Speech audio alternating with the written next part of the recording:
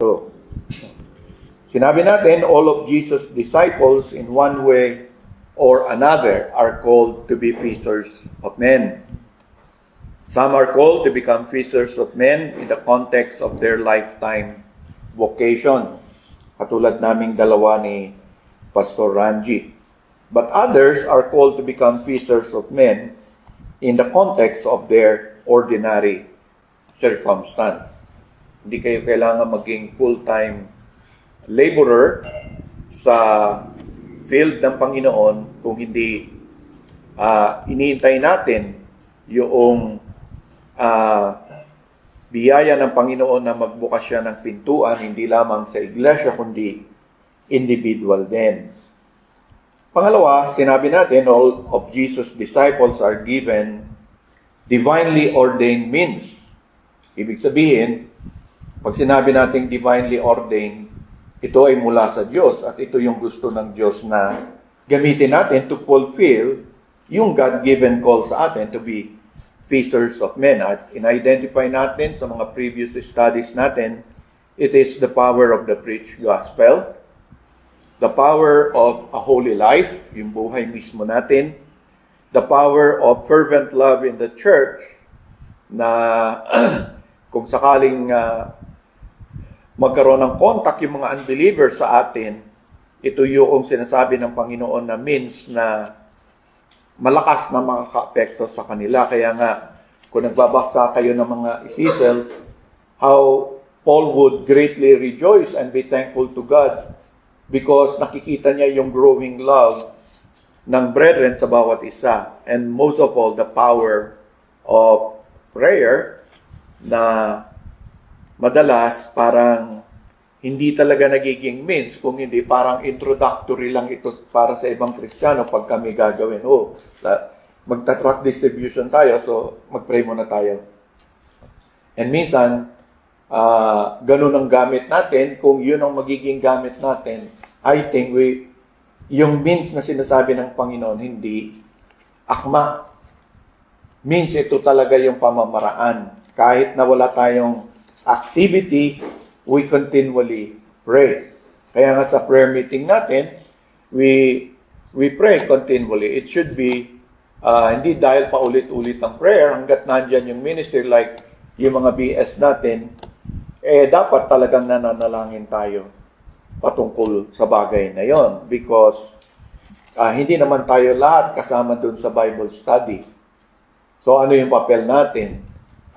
Sila yung nagtuturo, tayo naman ay patuloy na inaalala na sa ganitong araw ay merong tayong So, we'll try to publish the schedule para matulungan kayong manalangin during the time na may BS. Twice lang yung sa Dasmariñas. Tama, no? Tapos yung mahalaga din yung gospel ginagamit natin because the same gospel ginagamit ng Panginoon also to strengthen believers. At meron tayong mga singles na nag-aaral, may ibang umaattend din noon. But thirdly, all of Jesus' disciples must have a clear understanding of God's salvation. So kasi nga, dahil mahalaga yung truth, so hindi lamang dapat yung mga full-time laborers ang nakakaintindi, but ang bawat isa sa atin. Kaya nga, nagkakaroon tayo ng workshop, yung nakalaan ninyo, case study, na kunyari, ganito yung tinakbo ng discussion o mga pangyayari. How would you address what truths about God, about man, about sin, or about salvation ang sasabihin ninyo? Ano yung gagamitin ninyo? So, maring may na-encounter kayong katulad noon na, kasi ngayon yung morality, pag nag-aano yung mga iba, parang normal na lang. Bali wala na lang, tanggap na ng lipunan. So, ang goal natin, makarating tayo sa ganon, na yung mga truths na basic na alam natin, ma-discern natin kung paano natin gagamitin to explain to a certain person without being condemnatory. Kasi minsan yung ibang nag-share, they condemn the person practicing those things. We are not called to condemn people. Kahit nga si Christ, sabi niya, I did not come to judge you. It is my words that I have given to you will be the one. So, sinusunod natin yun. And so, iniiwasan natin. Kasi nga, di ba, lahat sila sinners. So, kailangan, in a way, we could show to them, kagaya nun, sinasabi, ang tingin niya, hindi kasalanan. Binanggit niya na yung kasalanan ko, hindi ka na magre-raise ng example ng kasalanan. Di ba, doon sa case study, siya mismo, ang tingin niya, okay, ito, ganito, ganyan. So, how do you answer that? How do you address that? No? Ako, normally, ang statement, as far as the Bible and what God said, ganun ako madala. As far as, or, naniniwala kasi ako sa Bible, yung sinabi ng Diyos na ganito. So, you always mention that para naiiwasan mo na yung, sanay tayo, alam mo ba na mali ang ginagawa mo? Alam mo bang kasalanan niya? Karumal-dumal yan. So, don't be very condemnatory. Kasi alam natin na ang kailangan niya yung truth. It is the truth that sets people free. It's not, the word itself will condemn them because it's sin. At least kung, and then you show the person and how can it be dealt with. And then, pwede mong iwanan and then, maaaring hindi kayo mag-away, maaaring mag-disagree siya sa iyo, pero dahil hindi mo naman siya totally kinokondemn, you just allow the Holy Spirit to use the words to kung ano sabihin sa kanya. We do not provoke them unnecessarily to anger sa ating person, sa ating pamamaraan ng pagsasalita. Kaya yun yung purpose ko na nag-aaral tayo, plus kunyari nag-aaral kayo ng isang certain passage, makikita nyo, iba rin yung nakikita ng iba. Gusto kong makita ninyo na kahit mga Kristiyano tayo, when we work together on a certain passage, may iba-iba tayong kung anong nakikita or hindi nakikita na nakita ng iba. Ganon din pagka nag-lead ka sa iba. No, don't assume na maring siya. Kaya minsan dapat inaalam mo rin kung ano yung nasa isip niya. Ano ba sa palagay mo? Ano ba yung nakita mo? Hindi yung parang parating inaano mo sa kanya, pero ang iba pala yung nasa isip niya, parang nakikinig siya sa iyo. Pero sa isip niya, iba dahil nung binasa niyo yung verse, na-catch yung attention niya ng ibang bagay na nandun sa isip niya. Eh ikaw iba, daldal ka lang ng daldal. Hindi mo nalalaman kung ano yung sumagay sa isip niya doon sa passage na yun. That has caught. Ako ganun minsan yung isip ko nasa iba, bigla akong kinakausap ko ng asawa ko. Kahit salita siya ng salita, yung isip ko nandun sa kung ano yung pumasok sa isip ko. Doon sa dialogue namin dalawa. So, may mga moments na ganun. So, kaya tayo nag-group labors together for you to experience and to see what happens. Na kahit tayo, puro tayo believer, iba-iba pa rin yung ano. Kaya mahalaga na alam natin, meron tayong clear understanding of God's salvation kasi if you want to share with others, dapat, yung pagsagot mo, hindi ka lumilihis. Kasi pag lumihis ka, yung usapan yung dalawa kung saan-sana napunta. Nakukuha niyo yung point ko. Ang ginagrab yung opportunity to be able to share the truth in a simple way, lalo na kung hindi naman matagal yung usapan nyo, and to be able to lead the person to hear at least a simple and yet a legitimate gospel truth. Okay? Huwag nyo i-pour out lahat. Don't be guided by the tulip. Na total depravity, tapos alam mo, sa biyaya ng Panginoon, dahil siya yung magliligtas, nasa unconditional election ka naman. No? At, yung iba ganun po mag-share. Hindi po. So, what is salvation? Pumunta man kayo sa luma, bagong tipan, or whatsoever, makikita nyo, salvation always means being rescued. Ma-rescue ka sa isang danger or sa isang miserable na kalagayan. So that one is now safe. Pag sinabi mong salvation, safe ka na dun sa danger na yan. Safe ka na from that misery. Di ba, yung Pilgrim's Progress, may combination ng danger doon, pero meron ding illustration ng being miserable in your condition, in your life. Kaya, naging classic yung Pilgrim's Progress. One of the most read books that was published. So, yung salvation can speak of differently, like God saved Israel from Egypt. Alam natin, hindi lang yung miserable condition nila, kung hindi, yung pagiging walang halaga nila.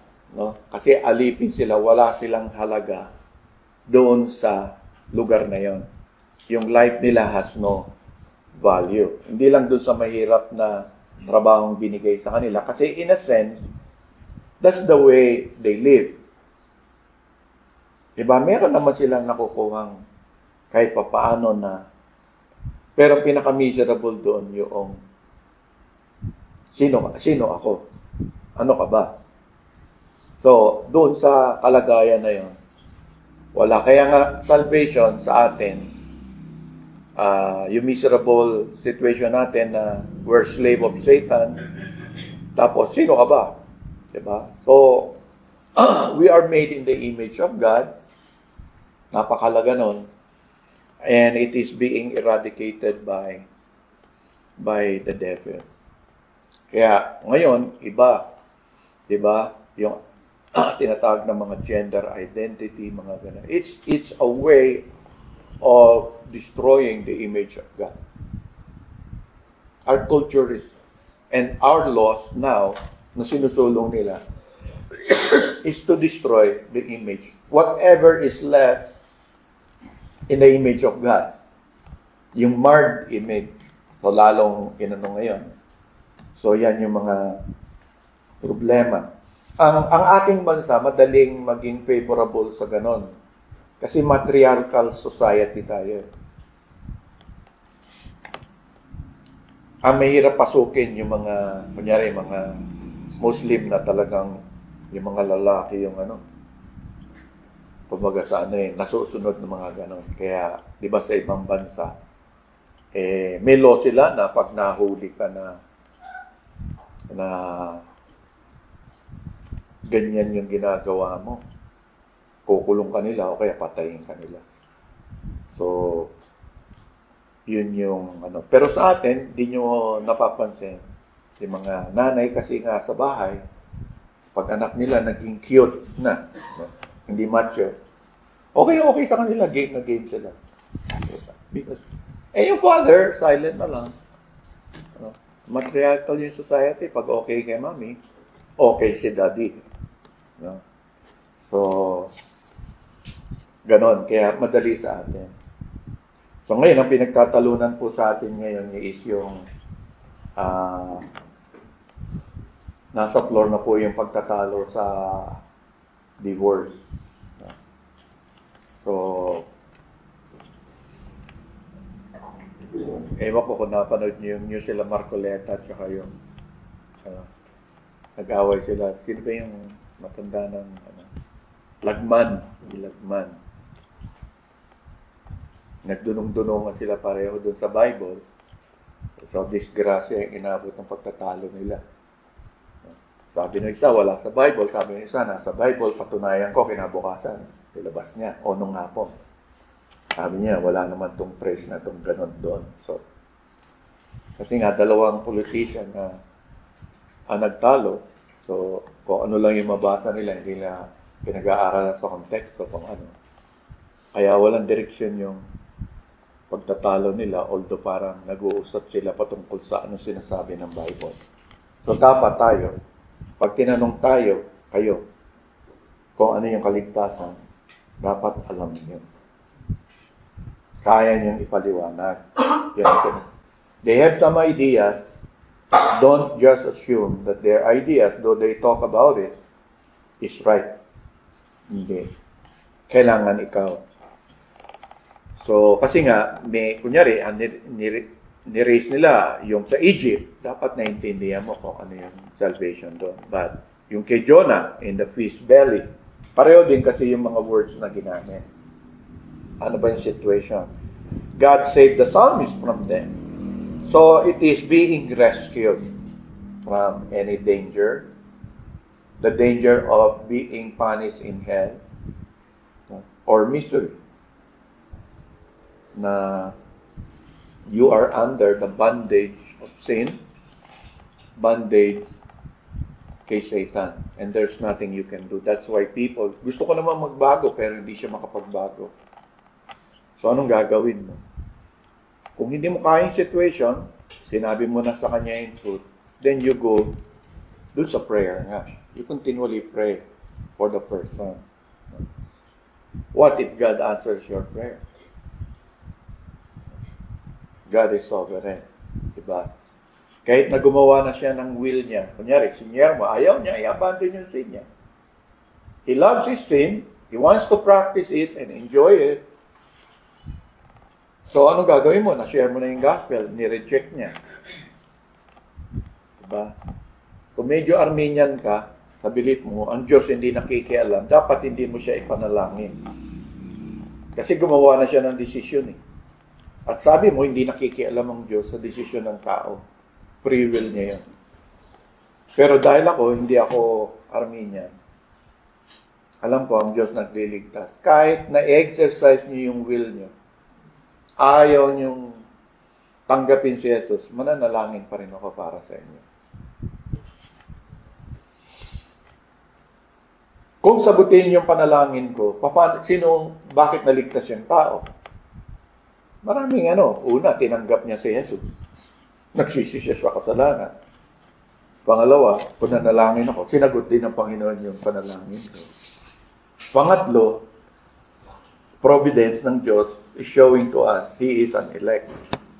Through providence. Kasi tumawag siya. Madami, di ba? Hindi lang isang anggulo. Kaya na ipaliwanag mo nga sa mga tao. Diba?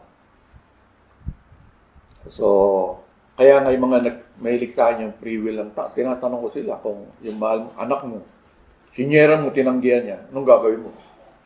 Yan na, babayaan mo na lang. O pinapanalangin mo siya. Siyempre, sabihin niya, pinapanalangin ko. O, anong hinihingi mo sa Diyos? Baguhin ng Diyos yung kanyang desisyon. Okay, di Calvinist ka, hindi mo lang naiintindihan. Pareho lang tayo ng sinasabi. Ang sinasabi ko sa iyo, ang Diyos. Pwede siyang iligtas. Kahit matigas ang ulo niya. Lahat naman tayo ang tigas ng ulo. Sige nga, sino sa inyo hindi? Bago kayo naging Kristiyano. Oh. Diba?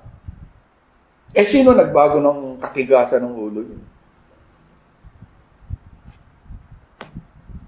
Kahit nga nanay nyo, tatay nyo, hindi kayo mabago sa katigasan ng ulo nyo. Sila na yung lubos na nagmamahal sa inyo.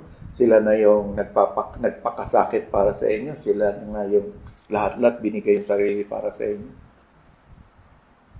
Paglaki natin, binabastos pa rin natin sila basta sumasalungat sila sa gusto natin. Ibang tao pa kaya? Wala talaga pag-asa. That's the misery that the person is. Bondage siya ng kanyang free will. Dahil yung free will niya, in the context of sin, yun yung mahal niya. So, remember that. So, being able to explain. Now, pagdating sa New Testament teaching, diretso. Sa Old Testament kasi, God is dealing with them using mga particular situations and mga events. No? But in the New Testament, una sa lahat, it's a salvation from sin at yung consequences ng sin. May past aspect siya, may present, meron pang future. Sa past, yung sin's guilt. Pangalawa, yung present aspect from sin's power. Kaya nga, di ba sinasabi natin kung Kristiyano ka, ba't ka namumuhay pa rin sa kasalanan? Samantalang sinasabi mo, si Jesus na parito para iligtas ako sa kasalanan. Hindi tugma. Kung ligtas ka sa kasalanan, di ba? Kasi yun lang ang dahilan bakit ka lumapit kay Jesus. Si Jesus po hindi siya available sa anumang kadahilanan. He came to save His people from their sins. Period. Pag believer ka na, marami kadahilanan. Sangkaterba. Tama? Diba?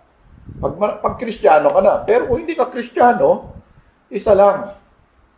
Si Jesus na parito para bigyan ka ng mga bagay. Pangakuan ka ng mga bagay. Una, from sin's guilt, from sin's power, and from sin's presence. So in a sense, we can say, salvation, in other words, is an ongoing process that is currently incomplete.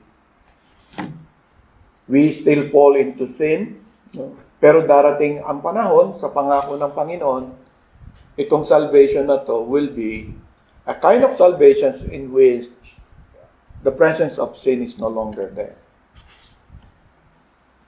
Satan is no longer able to tempt you kasi he has been gone. He has been thrown into the lake of fire. So maraming sasabihin ng Bible tungkol sa bagay na yan. Ano meron tayo ngayon? Diba, kung tanungin kayo, ano ba meron ngayon ng Kristiyano? Saan tayo niligtas? We have been saved from the wrath of God. Yung anger ng Diyos. Napupot ang Diyos sa atin dahil sa ating mga kasalanan. Yung sinasabi sa Romans 21 and 23, di ba? From eternal death. Yung kaparusahan ng Panginoon. And then, in the same chapter, yung dominion of sin. Fourthly, yung life of fear na sinasabi sa Romans 8. And then, from controlling habits of ungodliness and immorality. Kasi, ang isang wag po kayong masyadong, kung Kristiyano, unbeliever kayo, tapos naging Kristiyano kayo. One of your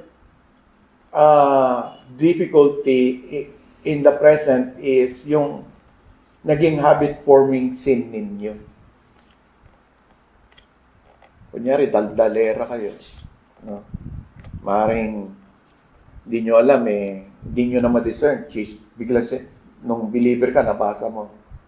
Dapat hindi ka involved sa slander, ang daming kasalanan sa pananalita, di ba? Sangkaterba sa New Testament. Daldalera ka nun. Di ba? Kung ano-ano yan. Basta kung ano lang masabi, sinasabi mo. Totoo, half-truth, or kung ano pa man, or minsan chismis. Lahat-lahat. Hindi po automatically na yung habit na yon mawawala. Kaya nga, sa Romans 8, di ba? Mortifying the deeds of the flesh through the Holy Spirit. Kailangan ma-identify mo yun. And then, you mortify it. You kill it isa-isa. Kaya nga, itong means of grace na to, hindi nyo ginamit. Naghihintay lang yung kung anong sudden situation, lalabas ulit yung dati nyong pag-uugali. Bakit? Hindi nyo pinatay. Sinasubdue nyo lang. Kung baka sa wrestling, hawak mo.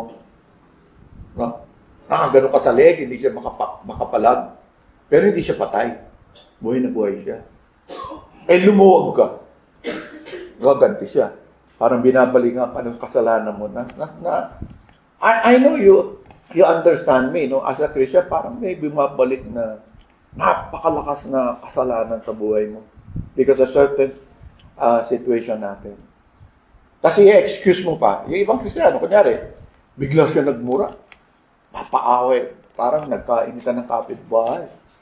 Palamura siya nun. Ngayon, nagmumura din siya. Sasabihin niya, sino ba namang hindi magmumura pagka ganun yung kapitbahay mo? So you see, dahil hindi niya minortify, and dyan na yun, pag na-corner siya nun, i-justify niya yung ginawa niya.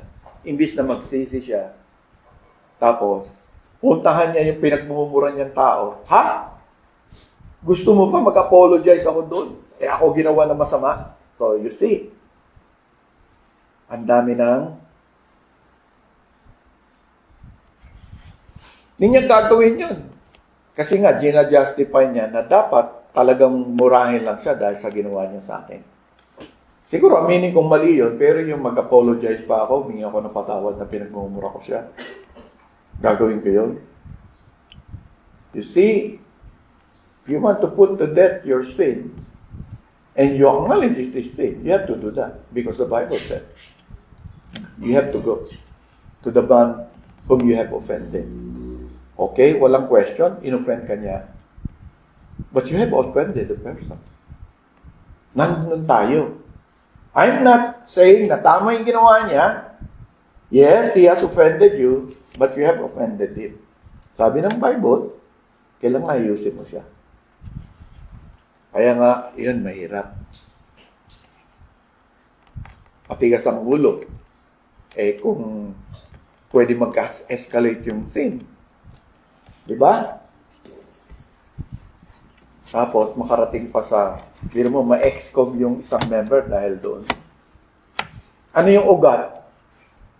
He was not using a means of grace. And sin catches up on him. And what happened? Tumindi dahil you justify it.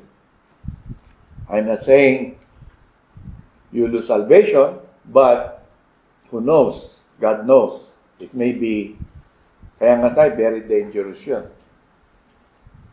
Because kung ma-excom ka, pag matigas mo yung ulo mo, it might be the means by which God is saying, you're not a true child of mine. May iba namang church, maunawaan ako. Okay, you can go. Ano man talaga ang church. Walang pakialam sa kasalanan ng mga miyembro. Basta as long as nandong mag-member ka ng church, ibigay mo yung pera mo ron sa church, okay na yan.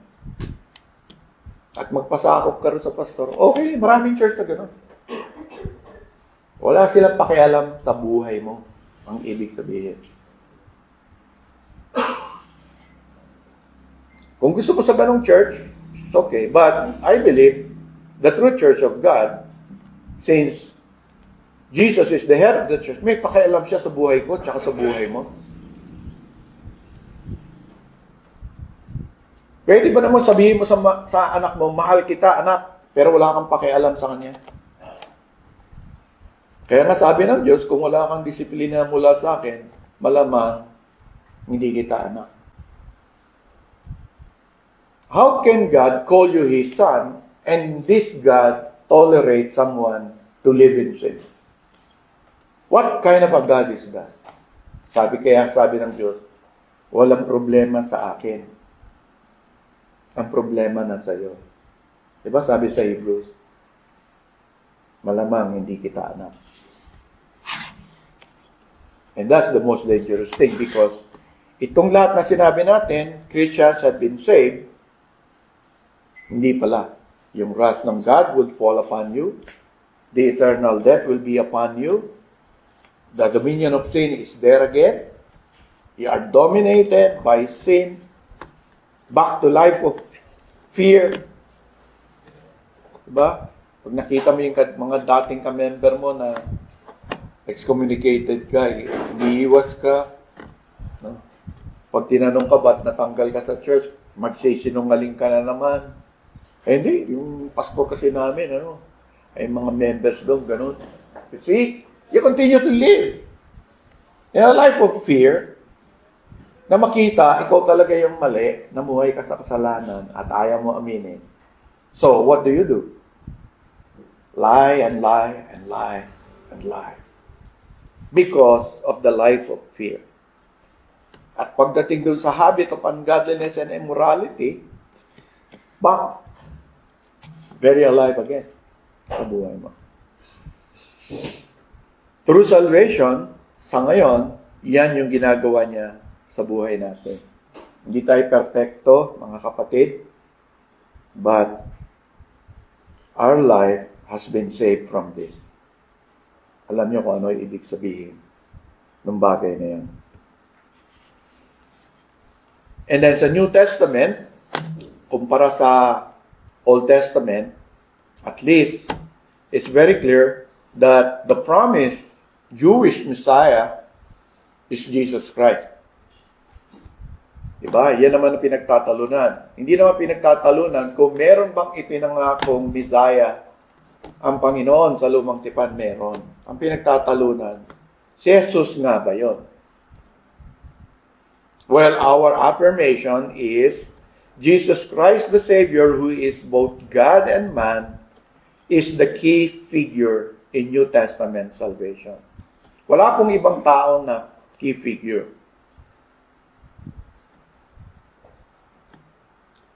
Maingat po kayo kasi maraming grupo ngayon. Sila ngayon yung key figure.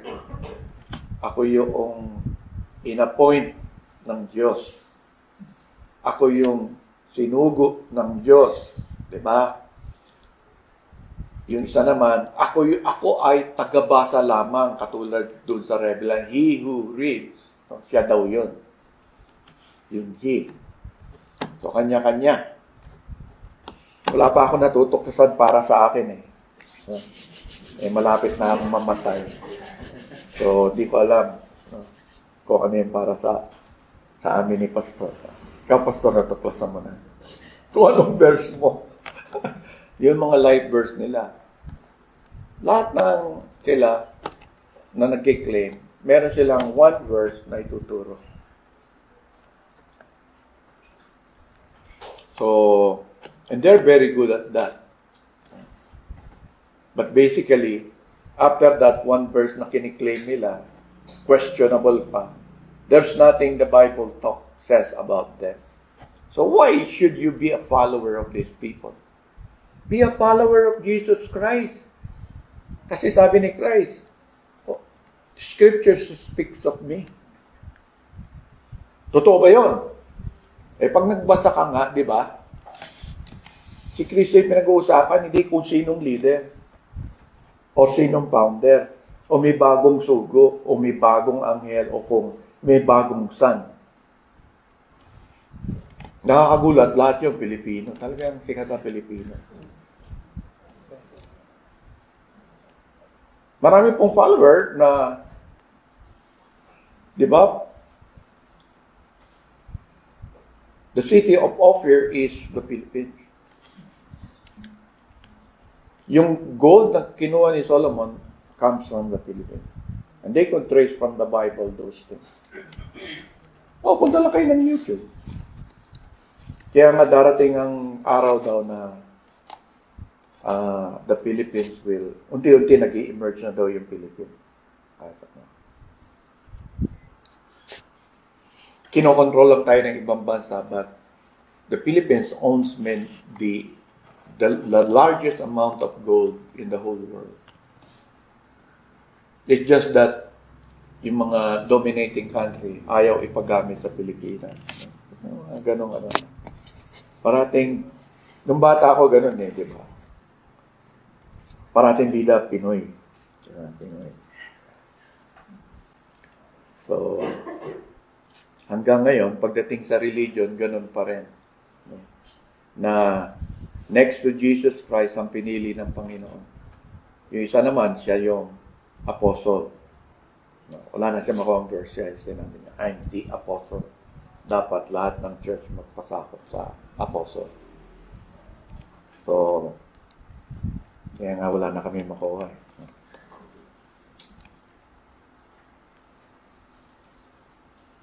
Sabi yun, di abang lingkod. Madami yun. Lahat tayo abang lingkod. Okay? But remember, yan yung itataguyod mo talaga. Kahit sino kausap mo. Especially pag mga cultic. Yung mga kausap mo. Because they are not allowed to study the Bible or read the Bible on their own. Yun ang different. Kaya ang alam lang nila kung ano yung binigay sa kanilang doktrina. Yun lang ilalaban sa'yo.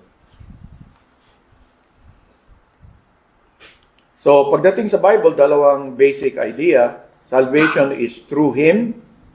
Salvation is also in Him. Pag sinabi mong salvation is through Him, sa Kanya magmumula yung ating kapatawaran, yung pagiging matuwid sa harapan ng Diyos, yung pagkaka-reconcile natin sa Diyos, and all these things. Kaya salvation is through Him. Para mapasa atin ito, siya yun. Kailangan natin siya. But salvation is also in Him in a double sense. Una, we are both in solidarity with Him as our representative head. Kaya nga, He is the last Adam, our representative head, who once suffered for our sin and now intercedes on our behalf. But secondly, we are also in vital and vitalizing union with Him by faith through the Holy Spirit. Kaya nga, magandang pag-aralan ng Romans, diyan mo makukuha yung salvation is also in Him, not only through Him. And then thirdly, sa New Testament, it is the joint work of the triune God. Hindi lang naman si Jesus. Diba? The Father, who planned everything, sent first the Son, and then the Spirit into the world to carry out His saving intentions. Ito yata yung correct me, Pastor, covenant of redemption. No? Ang tawag ng iba theologically is covenant of redemption. In which the triune personhood of God, nagkaroon sila ng working together. The Son, whose nature and joy it is always to do the Father's will, became man in order to die for us, rise for us, and one day return for us. Kaya nga yung kay Paul, di ba? Ang gospel ni Paul, it's about the dying of Christ. The gospel is about that, about the resurrection, and about the coming again of the Lord Jesus. The Holy Spirit, the self-effacing divine executive, siya yung nag-engineered ng creation and now engineers the new creation. Diba, this Old Testament, the Spirit hovering over a creation that is marred, and suddenly something happened and became what is known as the earth, with its living things and living being. And He has been at work since Pentecost kasi siya yung patay tayo eh. We're dead in sin. So, ang nag-i-engineer ng new creation yung Holy Spirit. We are born again through the Spirit. So, yan talaga yung pinaka-basic sa New Testament na dapat naintindihan ninyo, naunawaan ninyo. And then, salvation's purpose. Why did we need salvation? We can say, in a simple way, na maintindihan ng iba, we are sinners in practice. Sin is a universal, transcultural reality, an infection from which no human being anywhere, anytime is exempt. Kaya nga by practice, kahit anong kultura yan, pare-pareho. May Pilipinong magnanakaw, may Inchik na magnanakaw, no? May Arabong magnanakaw, may Amerikano, anumang yaman, meron pa rin mga ganon. Transcultural. Same sin, immoral sin. So, because we are sinners in practice. And salvation has something to say about that. We are sinners lost in the way of light. We are cut off from our true home and out of touch with our true master. We had nothing to look forward to save misery without, we have nothing to look forward,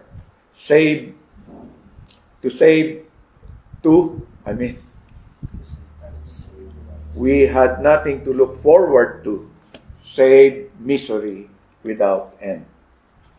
Diba? What would you look forward to? If you are without Christ, yung sinasabing, you can have all the things that this world can offer to you. You can possess that. And in the end, if you lose your life, what gain is that? Kasi una, lahat na mag-gain mo sa mundo na ito, maiwan mo lang. Marami na pong mga tao na nagpatotoo dyan. So, anong true gain mo talaga in the end? But for us, kaya nga sa Bible, the Bible did not promise, or Jesus Christ did not promise you that if you become a Christian, He will give you everything that this world has to offer. Because Jesus Christ knew that in the end, you'll just leave it. Yung pinaghirapan mo, somebody might just waste it or destroy it. But in the end, kung ako namatay, siguro in 3 months, I'm gone in your mind and everything. Ganun lang kadali. Baka nga hindi pa ako ng 3 months. Kahit magulang natin, naalala lang natin yung kung birthday nila. Kung naalala nyo pa yung birthday na magulang nyo, kung naalala nyo pa kung kailan sila namatay. So, it depends. Meron naman mga very faithful sa ganon. Pero karamihan, hindi po. So imagine, we had nothing to look forward to, save misery without end. Because the Bible says, if you die without Christ, it's going to be a misery without end. It's not ceasing to exist. Annihilation. You will not be annihilated. You will be punished by God forever and ever. So we merited nothing except exclusion, banishment from the presence of the living God, whom we had already excluded from our life. Kaya nga, di ba, paulit-ulit yung naririnig sa akin, ang difference lang ng Kristiyano sa hindi. I hope this is practically true sa buhay nyo, mga kapatid. The only difference we have is that we live our life with reference to God. If you're living your life without any reference to God, day by day, you have to question, who is your master? Maybe it's not God. Lahat po ng slave, ganon. Diba?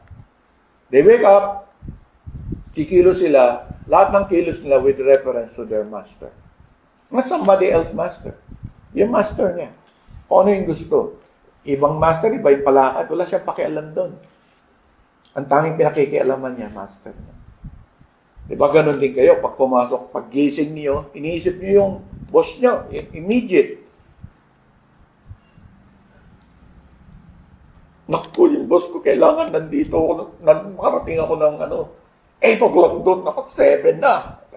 Doon pa lang, tense na kayo. Ano ba itong sasakyan na ito? Bakal! At traffic, lahat sinisim, maliban siya. Ba't alas 7 ka gumising? Alas 8 ka pala gusto doon. Yung traffic ba nagbago? Araw-araw ganyan yan eh. Diba? So, yun nga, because, hindi niya alam. He is lost in the way he lives his life.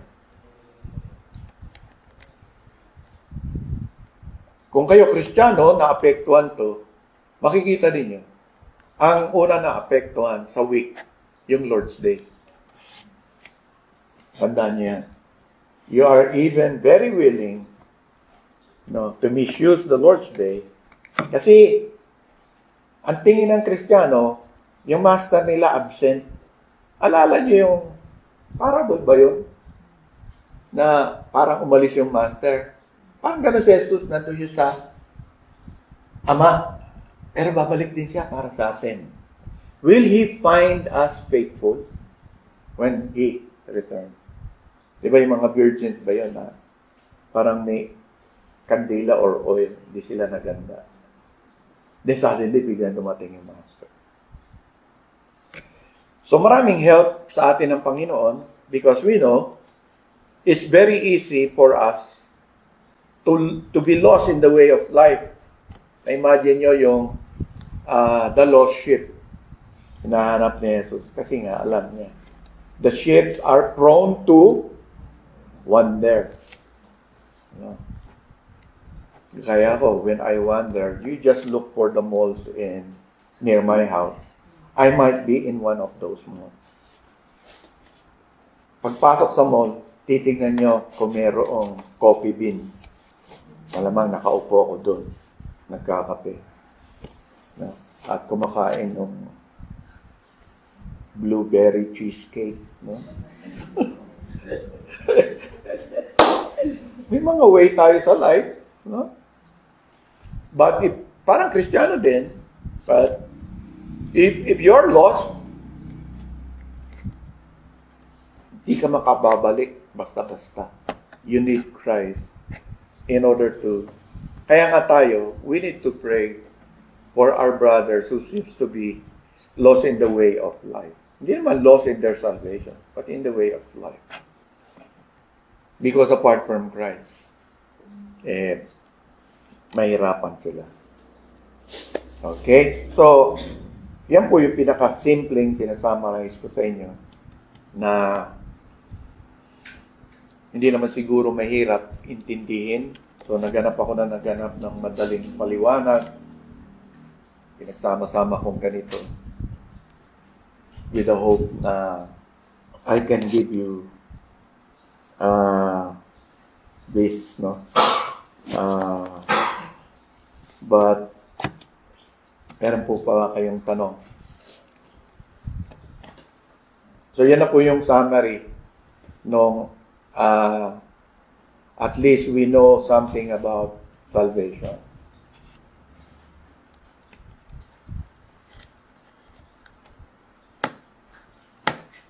Mukhang malinaw naman sa inyo.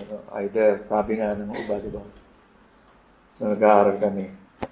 Pag tahimik, ang nakinig sa inyo, either na naintindihan ka mabuti, or wala talaga naintindihan sa pinagsasabi. When you say, kasi kanina you mentioned, salvation is an ongoing process. Or in a way, it's incomplete. But we know that salvation is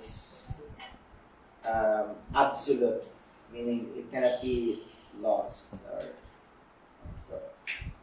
So it's just, ang sinasabi ko yung promise. The completion of promise. May mga promises na hindi, like for example, yung future na promise sa atin, yung presence ng sin, wala na.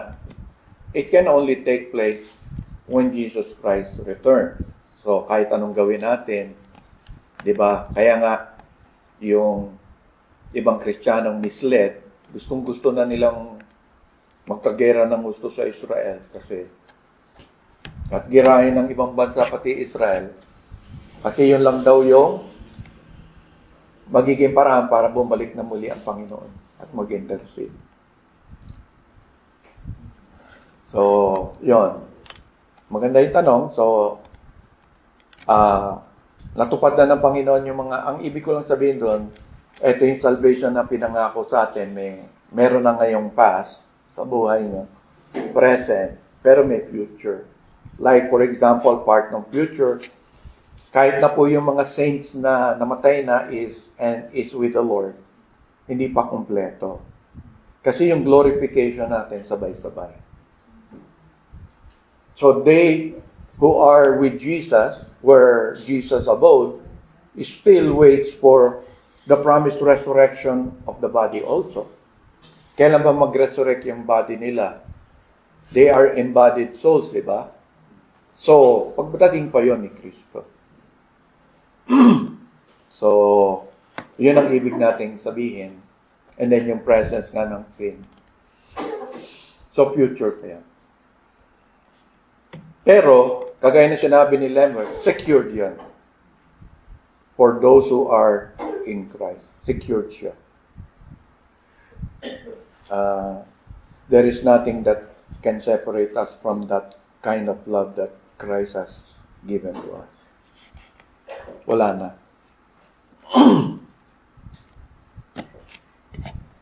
So,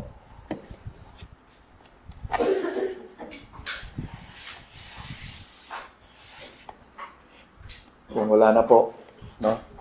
10:30 na. Kaya,